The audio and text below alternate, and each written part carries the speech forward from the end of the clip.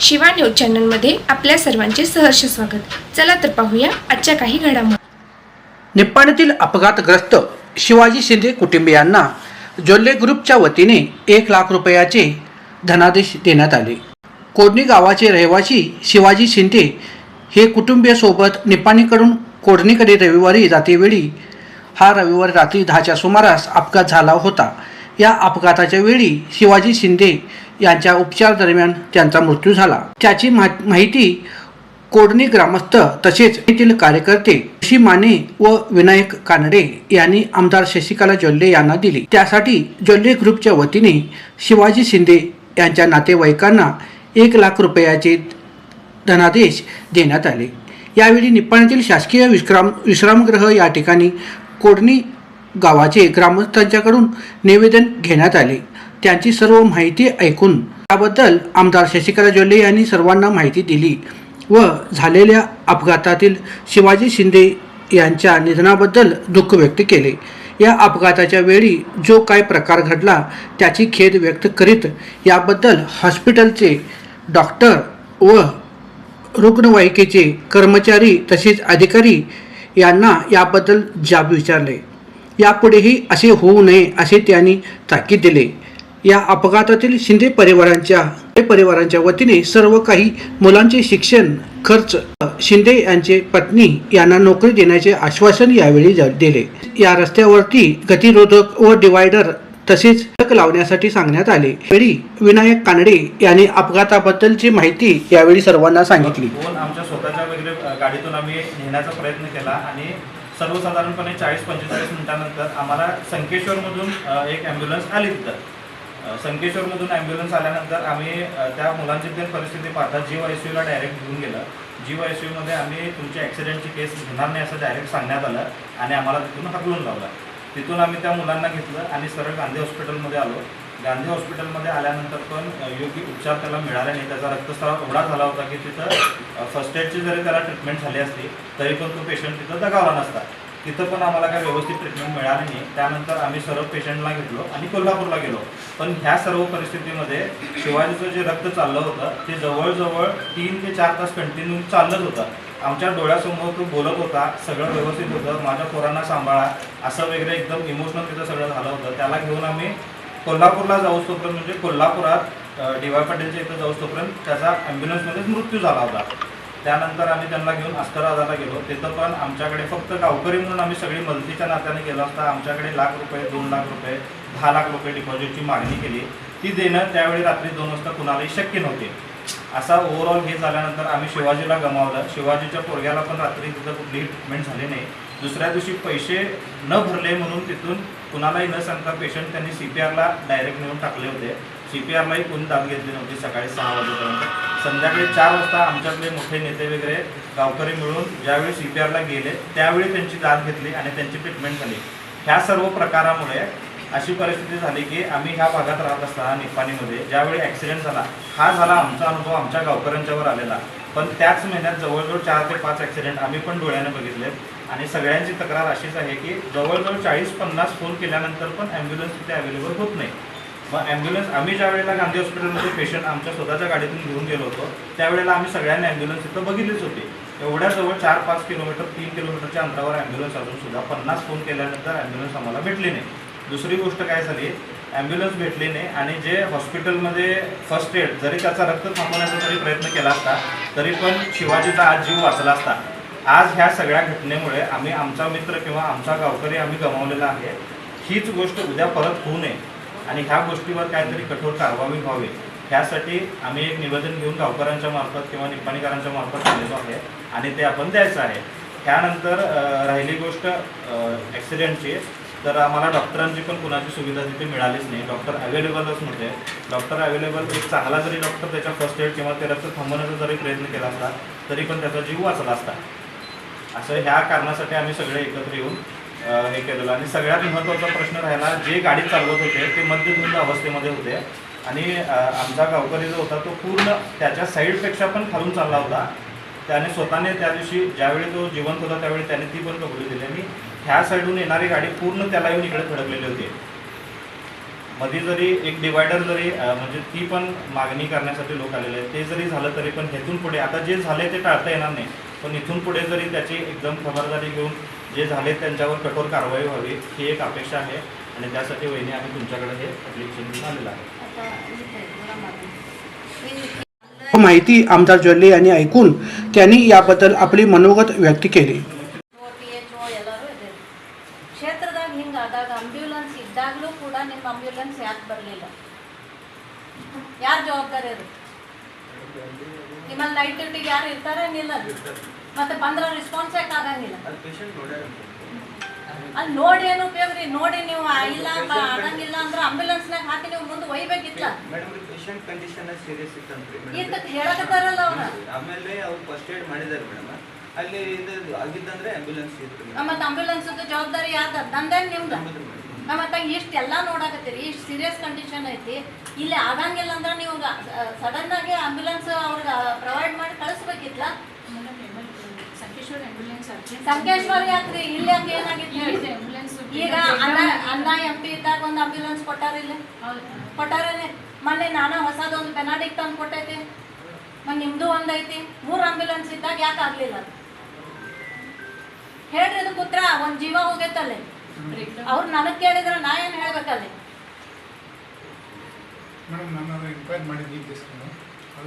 ಅಂದ್ರೆ ಇಷ್ಟು ಬೇಜವಾಬ್ದಾರಿತನ ಅಂದ್ರೆ ಏನ್ರಿ ಇದ? ನಿಮ್ಮ ಮನ್ಯಾಗ ಹೀಗೆ ಆಗಿತ್ತಂದ್ರ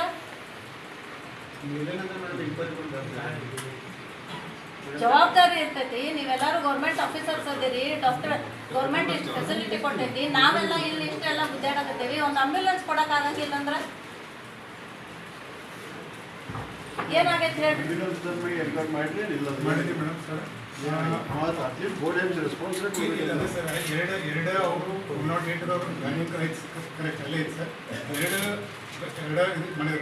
6ರಿಂದ 2 ಗಂಟೆವರೆಗೆ ಸರ್. 2ರಿಂದ 9 ಮಟ್ಟ ಒಬ್ಬರು ಇದ್ದಾರೆ ಸರ್. ಇಬ್ಬರು ನೈಟ್ ಮಾತ್ರ ಇಲ್ಲ ಸರ್, 1 ವೀಕ್ ಹಿಂದೆ ಇಲ್ಲ. ಯಾಕಂತ ಕೇಳಿದ್ರೆ ಅಲ್ಲಿ ಸ್ಟಾಫ್ ಕಮ್ಮಿ ಐತೆ ಅಂತ ಅವ್ರು ಹೇಳ್ತಾರೆ. ಮುಂದೆ ಅವತ್ತು ನಿನ್ನೆನ ಅವ್ರ ತಾಯಿ, ಇವತ್ತು ಅವ್ರ ತಾಯಿನ ಅವ್ರದ್ದು ತಾಯಿನ ಆಕ್ಸಿಡೆಂಟ್ ಆಗಿದೆ. ಇವತ್ತು ಅವರು ಕೂಡ ಸಿವಿಲ್ ಹಾಸ್ಪಿಟಲ್ ಕರ್ಕೊಂಡು ಹೊಂಟಿದ್ದಾರೆ ಕರ್ನಾಟಕದವರು. ಮತ್ತು ಇನ್ಮೇಲಿಂದ್ರೆ ಅವರು 3 ಕೊಡ್ತೀವಿ ಅಂತ ಅಂದಾರೆ ಸರ್. ಹಂಗಲ್ರಿ, ಈಗ ಇಷ್ಟು ನಿಮ್ಗೆಲ್ಲರಿಗೂ ಗೊತ್ತೈತಿ NH4 ಐತಿ, ಇಲ್ಲಿ ಮ್ಯಾಗ ಆಕ್ಸಿಡೆಂಟ್ಗಳು ಆಗ್ತಾವು. ಈಗ ತಮ್ಮದಿ ಘಟನೆಗೆ ಆಗ್ತಿತ್ತು, ಅದನ್ನು ನಾವು ಈಗ ರಿಪೇರಿ ಮಾಡಿದ್ವಿ. ಇಲ್ಲೂ ಈಗ ಅದ ಸಿಚುವೇಶನ್ ಐತಿ. ಹಿಂಗೆ ಆದಾಗ ನಮಗೆ ಎಚ್ಚರಿಕೆನೇ ಇರಬೇಕೋ ಬೇಡ? ಈಗ ವಿನಾಕಾರಣ ಒಂದು ಜೀವ ಹೋಯ್ತಲ್ಲ. 7 ವರ್ಷದ ಒಂದು ಮಗ ಐತಿ, 9 ವರ್ಷದ ಮಗಳ ಅದಾಳ, ಹಿಂದೆ ಯಾರಿಲ್ಲ ಮುಂದೆ ಯಾರಿಲ್ಲ. ನಮ್ಮ ಕಡೆಯಿಂದ ಏನಾರ ಆಗಿತ್ತಂದ್ರೆ ಜನ ಹಿಂಗೆ ನಮಗೆ ಅಂತಿದ್ರೇನ? ಮತ್ತು ಎದಕ್ಕೆ ಬೇಕು ನಮ್ದೆಲ್ಲ ಹಾಸ್ಪಿಟಲ್, ಆಂಬ್ಯುಲೆನ್ಸ್, ಡಾಕ್ಟರ್ಸ? ನೀವು ಅದಾತು, ಇವ್ರು ಬರಲಿಲ್ಲ, ಅವ್ರ ತಾಯಿಗೆ ಆಕ್ಸಿಡೆಂಟ್ ಆಯ್ತು, ಅದು ಸಡನ್ನಾಗಿ ಹಿಂಗೆ ಆದಾಗ ಯಾರ ಕಡೆ ಹೋಗ್ಬೇಕು? आताच सांगितल्या पद्धतीनं ही खूपच दुःखद घटना आहे. कारण एक गरीब कुटुंबामध्ये तो देखील शिवाजी त्याचं घर संसार इथं स्त्रीचं हे करून तो चालवत होता. 2 मुलं होती आणि त्याचं पण काहीतरी स्वप्न असते, त्या मुलाबाळांना सांभाळायचं असते. बाबा तरी अंथरुणावरच आहे. तर इतक्या गरीब कुटुंबामध्ये ते करत असताना हे काय घडलं हे दुर्दैवच आहे. ते मला पण ह्याने सांगितल्यावरच मला कसं तरी झालं ते. परंतु आता हातातून गेल्यानंतर त्याच्यासाठी आम्ही परत तरी आणू शकत नाही. परंतु जे काही अधिकाऱ्यांकडून असतील किंवा काही असेल चुका झाल्यात, त्या चुका आता रिपेरी करायचं तरी आपल्याकडे आहे. आणि कोण ते कृत्य केलं ते काय धडकलं त्यांना देखील ह्याने ज्या वेळेला ऋषी आणि हे आले होते त्यावेळेला CPIला मी फोन केलं होतं. त्याचं इन्शुरन्सचं काय आहे ते कुणालाही दुसऱ्यांना जाता कामा नाही, त्या मुलांच्या नावावरती ठेवायला पाहिजे. आणि ते काही असलं तर आम्हाला न विचारता काही करायचं नाही, त्या कुटुंबालाच ते मदत व्हायला पाहिजे. कारण त्याला वेगळं वळण लागा लागलं आहे म्हणून जरा संशय आहे सगळ्यांना. म्हणून ते देखील मी त्याच दिवशी सांगितलेलं आहे. परत हे जे काय आलं नाही, माझं दुर्दैव मी म्हणतो. कारण 2013 पासून आतापर्यंत 12 वर्ष मी ह्या भागामध्ये आमदार म्हणून आहे. ज्या वेळेला आमदार झालो तेव्हापासून गेल्या वेळेपर्यंत माझं गांधी हॉस्पिटल एकदम नामांकित हॉस्पिटल झालं होतं. तिथं कुठलंही सुविधा नाही असं नव्हतं. परंतु आपलं दुर्दैव हे सरकार काँग्रेसचं आल्यावर तिथले डॉक्टर सगळेच पळवून नेले. तर आता डॉक्टर द्या म्हणून 4 अधिवेशनामध्ये मी अधिवेशनमध्ये आवाज उठतो, परंतु अजूनही आम्हाला एक डॉक्टर मिळत नाही आहे. कारण आम्हाला NH4 आहे, ॲक्सिडेंट होत आहेत, हे सगळे प्रॉब्लेम आम्ही सांगतोय, परंतु तिकडून रिस्पॉन्स येत नाही. परंतु मी आज तुम्हाला विश्वास देतो की 13 तारखेला होणाऱ्या अधिवेशनमध्ये पहिला प्रश्न तुमचंच मी अधिवेशनमध्ये उठवणार आणि त्या CM साहेबांना आणि जे काही त्या मंत्र्यांना ह्याच्याबद्दल जागृती देऊन आपल्या निपाणीमध्ये जसं पूर्वी सगळं व्यवस्था होतं त्या पद्धतीचं व्यवस्था करण्यासाठी मी कायम स्वरूपामध्ये तुमच्याबरोबर आहे. जीव परत आणत नाही, आणायला होत नाही, ते आमचं दुर्दैव आहे. परंतु जे झालंय त्यांना करेक्ट करूया, त्या अपराधींना पण शिक्षा देण्याचं व्यवस्था करूया आणि जे त्याची शिवाजीची पाठीमागं बोलू नका, शिवाजीची 2 मुलं आहेत. आता तो मुलगा दवाखान्यात आहे, त्याची मिसेस दवाखान्यात आहे, त्यांचं बघून घ्यायला पण कोण त्यांच्या घरामध्ये नाही आहे. आता ते तुम्ही सगळ्यांनी बघायला लागलाय. आता मुलगा कितवीला आहे? दुसरीला आहे आणि मुलगी 5वीला आहे. आणि हे सांगत होते ना, त्यावेळेला मला न आवडता माझ्या डोळ्यातनं पाणी आलतं. कारण बाबाचं मडा तिथं आहे, मुलगी म्हणा लागल्या पप्पा मी इथं बाजूला आहे बघ म्हणा लागले. म्हणजे कसलं परिस्थिती त्या कुटुंबावरती कोसळलं असेल हे जरासं आम्ही विचार करण्यासारखं आहे. म्हणून इथून पुढं जे काही आहे मी अधिवेशनमध्ये इथला रिपोर्ट नक्कीच देतो आणि स्वतः CM साहेबांना जाऊन भेटून इथलं परिस्थिती त्यांना सांगायचा प्रयत्न करतो आणि नक्कीच जे कोणी त्यांना धडकले त्यांना शिक्षा होतोपर्यंत आम्ही तुमच्या सोबतच आहे. मी CPIंना पण बोललो, ह्यांना सगळं माहीत आहे. आणि एवढंच मी सांगू इच्छितो की त्या दोन्ही मुलांचं, आता अण्णांचे पण मी बोललो, त्या दोन्ही मुलांचं काही शिक्षणाचं खर्च आहे ते जोल्ले परिवार आम्ही उचलतो आणि त्या मुलांना शिक्षणाला मदत करूया. तिच्या मिसेसला पण काहीतरी ती शिकली असेल किंवा नसेल, परंतु आता घरात सासूचं उसावर करायला पाहिजे, सासरा पडलेला आहे, तर तिला पण काहीतरी कामाचं व्यवस्था पाहिजे असेल तर आपल्या ऑफिसमध्ये काहीतरी ती काय शिक्षण आहे बघूया, नसलं तरी अटेंडर पोस्टमध्ये तिला घेऊन तिचं पण जीवन आपण सगळ्यांनी मिळून, म्हणजे तुम्ही तरी आता बघायला लागलाय घरच्या लोकांच्या सारखं, तर आम्ही पण तुमच्याच घरचे सदस्य म्हणून तिला पण आपण काहीतरी उदरनिर्वाहाचा व्यवस्था करूया. आणि हे सांगत असताना आता दवाखान्यात मुलं आहेत. आता सांगत होता की आम्ही त्या दिवशी रात्री ॲक्सिडेंट झाले म्हणून बघायला गेलो, खिशात पैसे पण नाही आहेत, तसंच दवाखान्याला गेलो, 1 लाख 1.5 लाख भरल्याशिवाय आम्ही पेशंटला घेत नाही म्हणतात. तर तसं असं करून त्यांनी 1 लाख भरल्यानंतर पेशंटला घेतलं. तर आता पण ते खर्च असणार आहे. त्या खर्चाबद्दल आपण तुम्ही सगळ्यांनी गोळा करून पण द्यायला लागलाय. त्या मुलाचं भविष्य, त्या मुलीचं भविष्य आणि त्या तिच्या बायकोचं भविष्य हे सगळं आम्ही सगळ्यांनी मिळून करूया. तर मी देखील आज त्याच्या दवाखान्याच्या खर्चासाठी अण्णा आणि मी आपल्याकडून 1 लाख रुपये त्या दवाखान्यासाठी आम्ही आज तुम्हाला देतोय. कोण घरचे तुम्हीच घ्या. ऋषी आहे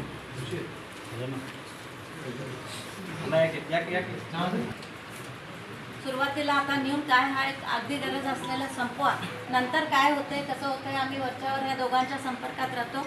परत CM रिलीफ फंडमध्ये काहीतरी झालं तर मदत करूया आणि त्याच्या मिसेसला पण ते राष्ट्रीय ह्याच्यामध्ये 20,000 मिळतं ते पण आणून देण्याचा प्रयत्न करूया.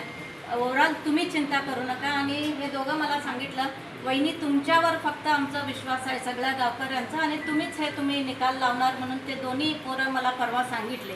म्हणून मी म्हटलं की काळजी करू नका, मी तुमच्याबरोबर आहे आणि शिवाजीला तरी परत आणू शकत नाही, परंतु आहे त्या कुटुंबाला आपण समाधानानं जगण्याचं एक संधी करून देऊया. तर दवाखान्याला पण तुम्ही आजपासून जरा जाऊन बघून यायला सुरू केलं आहे. तर आम्ही सदैव तुमच्याबरोबर आहे आणि जे काही हे आरोग्य खात्याकडून जे चुका झाल्या त्यांच्यावर पण ॲक्शन होणारच, कारण ते पण जबाबदारी आहे त्यांचं. इथं काही झालं तर त्यांनी थांबायला पाहिजे, रात्री 12ला पण त्यांनी यायला पाहिजे, ॲम्ब्युलन्स करेक्ट आहे का नाही बघायला पाहिजे. आणि मी त्याच वेळेला म्हटलं ऋषीला आम्ही दोघांनी कोविडमध्ये ॲम्ब्युलन्स आणलं आहे, ते कुणाच्या लक्षात नाही. आता आम्ही विचार करतो त्याचा पण एक नंबर, फोन नंबर आपण सगळीकडे व्हायरल करूया. नंतर फॅक्टरी ಹೇಳಿದ್ರೆ ಬರ್ತಿತ್ತಲ್ಲಿ आपलं ॲम्ब्युलन्स फॅक्टरीतच होतं. आता दिला नाही. काल मी ह्यांना सांगितलं अरे आजपर्यंत त्याला लक्षात आलं नाही, त्यात सगळं बघून कुठं करायचं काय करायचं. तर आता आम्ही सांगितलं सगळीकडं नंबर व्हायरल करा, कुठलाही असा घटना झालं तर डायरेक्ट फॅक्टरीला फोन करा, तिथं कायम एक ड्रायव्हर आणि आमचा ॲम्ब्युलन्स तरी तिथं आहेच. कुठलाही परिस्थिती असला तर तिकडं फोन केला तर तिथून आपला ॲम्ब्युलन्स येणार आणि ते शिवाजीचंच नशीब म्हणायचं. त्या दिवशी असं सगळं घडलं, परंतु घडलेल्याला काही करू शकत नाही.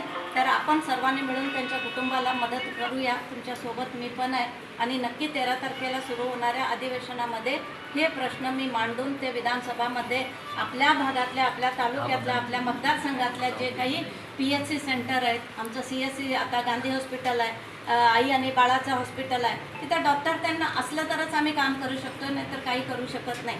परंतु सरकाराला जागा करून इथं जे पोस्ट पाहिजेत आम्हाला ते सगळं आम्हाला इकडं देण्यासारखा प्रयत्न माझा असेल. आणि मी देखील त्या कुटुंबाच्या आणि तुमच्या दुःखामध्ये आम्ही दोघं देखील आणि आपली सर्व नेते मंडळी सामील आहे. असा घटना आणि एकदा घडू नये त्याचं आम्ही हायवेवाल्यांना पण तिथं स्पीड ब्रेकर वगैरे थोडंसं पाहिजे म्हणून सांगितलं.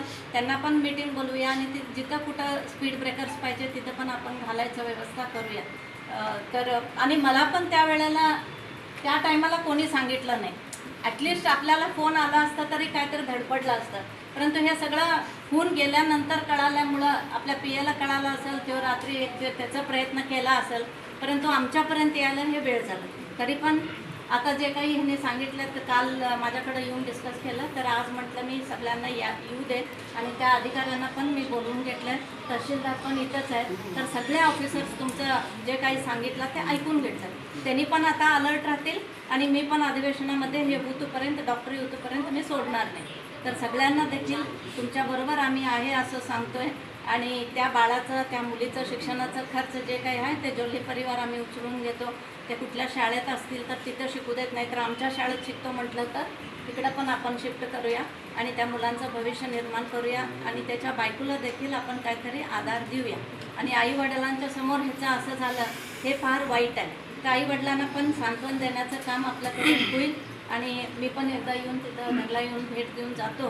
आणि तुम्ही सगळेजण माझ्यावरती विश्वास ठेवला, इथंपर्यंत आलाय, निवेदन दिलाय, तर ह्याचं दखल घेणं माझं देखील कर्तव्य आहे आणि घेतो असं सांगून मी इथं थांबतो. ते CPRला ॲडमिट झालं आहे. खूप गंभीर परिस्थिती आहे आणि परिस्थिती पण नाही आहे त्याची. ते बाळाचं नाव वगैरे तुम्हाला जरासं मेसेज करतो. जरा डॉक्टरांना सांगून जरासं त्यांना व्यवस्थित ट्रीटमेंट द्या म्हणून सांगायचं. श्रवण शिंदे म्हणून.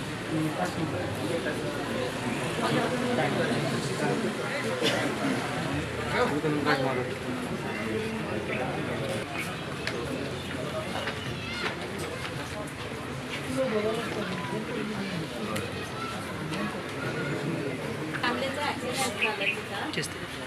ते काय झालं, स्पॉट डेथ झालं त्या वडिलांचं. आणि 7 वर्षाचं बाळ आहे, 1 9 वर्षाची मुलगी आहे, त्याची मिसेस आहे. मग ते नाही आलं, ते CPR हॉस्पिटलमध्ये ॲडमिट आहेत ते आई आणि मुलगा. हां, तिथं मदत म्हणजे श्रवण शिंदे म्हणून आणि नीता शिंदे म्हणून. त्यांना डॉक्टरांना बोलून जरा व्यवस्थित ट्रीटमेंट होऊ दे आणि बिल पण. धन्यवाद, थँक्यू दादा. नंबर देतो करतो. हां, थँक्यू. शेवटी ऋषी माने यांनी आपली प्रतिक्रिया व्यक्त करून आमदार शशिकला जोल्हे यांचे आभार व्यक्त केले. पहिलीने आमच्या सगळ्या गोष्टी समजावून ऐकून घेतल्या आणि ऐकून घेतल्यानंतर आज आम्हाला इथं IBमध्ये यायला सांगितलं आणि त्या सर्व ग्रामस्थांच्या वतीनं आम्ही जे लेटर दिले किंवा जे प्रस्तावना दिल्या त्या सगळ्यासाठी वहिनीने आमच्यासाठी त्या कुटुंबासाठी मदत केली. त्याबद्दल कुटुंबीच्या वशातर्फे आम्ही वहिनीचा आभार मानतो.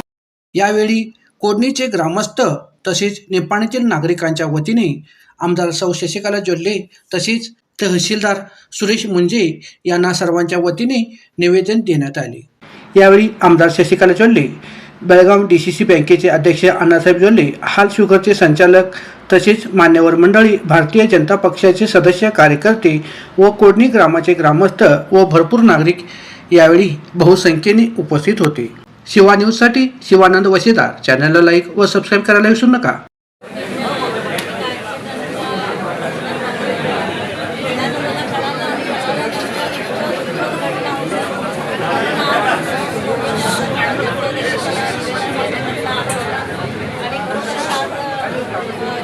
जे काही प्रोटेक्शन पाहिजे, बोर्ड्स पाहिजे, ॲक्सिडेंट होऊ नये आणि जे कोडणीला रस्ता वळतोय तिथं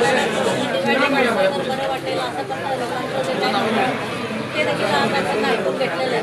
आणि उद्या परवा नाहीतर आज संध्याकाळीच हायवेवाल्यांना आणि PWDवाल्यांना बोलवून तिथं काय समस्या होतात त्याच्याबद्दल आपण दखल घेऊन ते डिवायडर करायचं असू देत, स्पीड ब्रेकरचं असू देत किंवा ॲक्सिडेंट झोन आहे म्हणून आपण तिथं रोड लावायचं असू दे ते आपण लगेच आपण करायला सांगितलेलं आहे आणि सांगतात पण आहे. आणि ॲम्ब्युलन्सचं एक जे काही विषय आहे, ॲम्ब्युलन्स आलं नाही लवकर म्हणायचं तर आपल्याला माहीत आहे 10-12 वर्ष आमचं गांधी हॉस्पिटल आपण असताना किती सुंदररित्या सुरू होतं, ॲम्ब्युलन्स होती. परंतु आता जे काही सरकार बदललं आहे त्याच्यामुळं आम्हाला तिथं डॉक्टर पण नाही, अॅनेस्थेशिया नाही आणि कुठलंही काम आम्हाला करायला होत नाही. मी देखील अधिवेशनामध्ये 3-4 वेळेला पत्र दिला, आवाज उठवला, तरी देखील ही परिस्थिती आम्हाला अनुभवायला लागायला लागल्या. म्हणून 13 तारखेच्या येणाऱ्या अधिवेशनामध्ये मी हे कोडणीचं हे विषय घेऊन आपल्या निपाणी मतदारसंघाचं काय हालत होण्याला लागलं ते आपण आवाज उठवणार आहे. आणि त्या पद्धतीनं निपाणीच्या आरोग्याच्या दृष्टिकोनातून, ॲक्सिडेंटच्या दृष्टिकोनातून इथं कुठलाही त्रास होऊ नये हे आपण करून देण्याचा एक व्यवस्था त्यांना सांगितलेलं आहे. तर डिवायडर असू दे, साईन बोर्ड असू दे, हे सगळं पण आपण तिथं लावून देतो. आणि आपलाच जिल्ह्यातूनचं एक ॲम्ब्युलन्स कायम स्वरूपामध्ये त्याचा देखील आपण नंबर आणि ड्रायव्हर नंबर देऊन आपण तिथं बोर्डवरती पण ठेवण्याची व्यवस्था करू या सगळ्यांचं म्हणणं आहे. तर ते देखील केले ग्रुपच्या माध्यमातून ॲम्ब्युलन्स 24/7 उपलब्ध होण्यासाठी आम्ही देखील प्रयत्न करणार.